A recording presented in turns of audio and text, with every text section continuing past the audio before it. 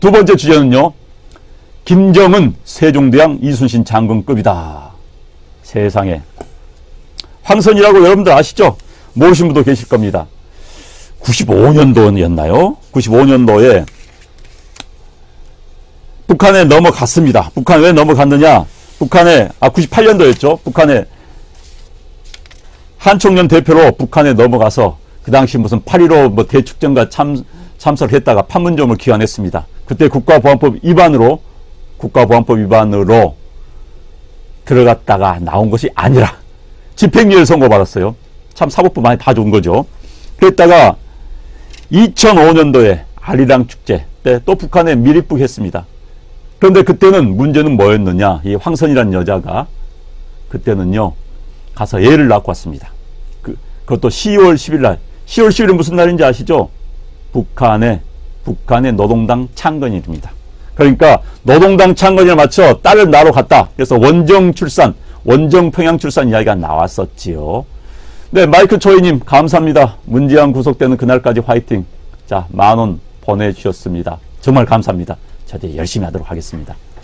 그런데 그 황선이 원정 출산 논란이 있었던 그 황선이 엊그제요 이런 회의를 했다고 합니다. 제가 하도 길어서 김정은 국무위원장 서울 방문 기념 특별 대담을 광화문 한복판에 있는 변호사회관에서 했다고 합니다.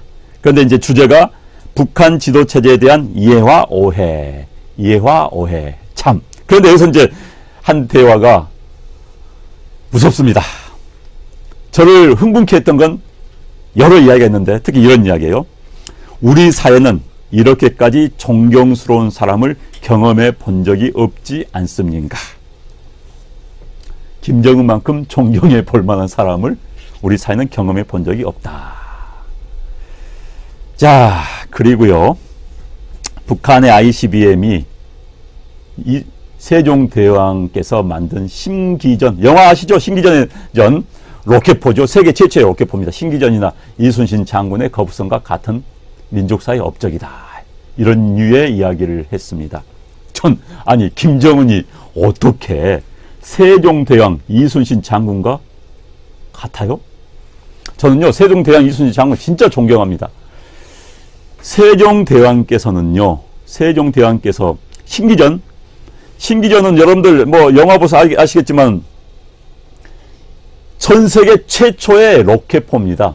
로켓이라는 게 화약의 힘을 이용해서 그 압을 이용해서 붕 쏴 보내는 건데 1448년. 그런데 이른바 유럽 사람들 말하는 세계 최고의 로켓포는요 1805년에 영국에서 만든 뭐 6파운더인가 이런 겁니다. 그러니까 영국에서 만든 세계 최초의 이른바 서양 사람들이 말하는 세계 최초의 로켓포다 350년 전에 만든 그런 로켓포를 세종대왕께서 만들었어요. 그 당시요 세종대왕 때 우리나라의 무력 수준, 과학기술, 특히 무기 수준 세계 넘버원이었습니다. 화약수술이 워낙 화약기술이 발달되다 보니까 중국 사람들이 오잖아요. 우리나라 화학기술을 굉장히 부러워해요. 그래서 세종대왕 이후에 많은 왕들이 중국 사신들이 오면은 그걸 이른바 축포, 그 다음에 밤에 축하용으로 많이 썼습니다. 그러다가 안 되겠다. 중국 사람들이 탐낼 것 같아서 그걸 사양했어요. 그래서 이제 기술이 사실 죽었습니다. 그래서 세종대왕 때 이후로 그 기술이 죽었는데 어찌됐든 세종대왕의 심기전과 ICBM을 흉내를 낸다? 정말 조영민 씨 말씀해 주셨네요. 세종대왕님이랑 이순신 장군님이 능해에서 일어나셔서 참 그 다음에 잊지를 않겠습니다. 그리고 이순신 장군님의 거북선, 그건 제가 말할 나위 없이 잘 아시죠? 자, 그것을 북한의 ICBM과 비교한다? 자, 북한 ICBM은요, 우리도 작정하면 만들 수 있습니다. 그러나 우리는 왜 안 만드냐? 우리는 국제 문제 때문에 안 만드는 거예요. 특히 북한 핵 문제요. 북한 사람들 핵을 만들어서 위대한 김정은, 특히 우리나라 주사파들, 김정은이 핵을 만들었기 때문에 위대한 인물이다? 핵이요. 우리나라에서 만들려면요. 장담컨대 대한민국 최고의 원자력 공학과 교수들이 뭉치면은 1년이면 만들어냅니다. 그건 유명한 거 아니에요. 그걸 만들었다고 우리는 일부러 안 만드는 겁니다. 왜? 만들 수가, 국제관계 때문에, 우리 국제관계를 고려해서 만들 수가 없는 거예요. 그런데 핵 만들어가지고 저 나라를 저렇게 만든 지도자가 위대한 세종대왕님 이순신 장군과 같다? 택도 없는 소리입니다. 사실 택도 없는 소리고, 전번에 미국 국무성에서 이런 이야기를 했어요. 북한의 인도적 지원도 못 해주겠다. 왜 못 해주겠냐? 아니, 북한에서 핵 개발하고 ICBM 개발할 수 있는 그 능력이 있으면은 북한의 인도적인 문제 발생하지 않는다. 굶주린 사람 없다는 거예요. 그렇기 때문에 지원해줄 수 없다. 맞습니다. 아, 북한 지도자가 지 나라 국민들 굶기는데 왜 딴 나라 사람이 책임을 져야 되는 겁니까?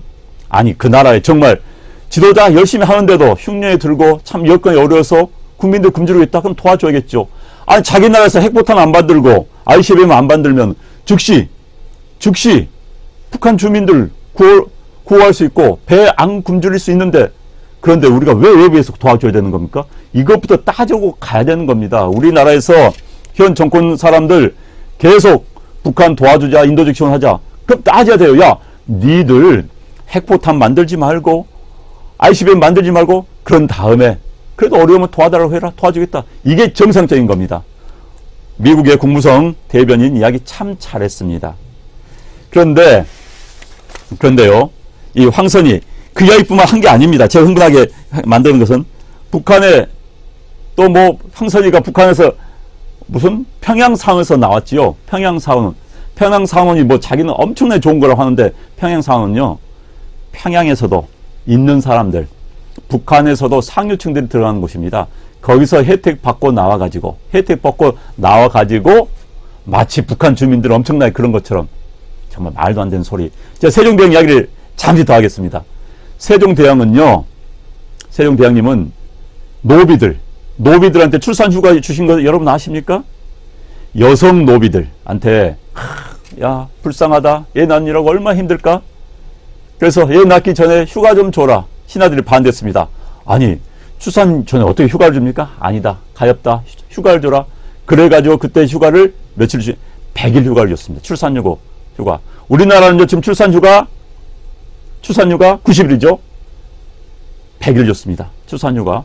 그리고 나서 세종대왕, 아이고, 애 낳기 전에 얼마나 힘들까? 그러니까 신하들이 이런 이야기 했어요. 아니, 애 낳기 전에 휴가를 준다는 건 말이 안 됩니다. 왜? 애 낳는다고 거짓말하고 그렇게 쉬면 어떡하겠습니까? 세종대왕. 아니야. 그래도 거짓말 해봤자 얼마나 거짓말 하겠냐?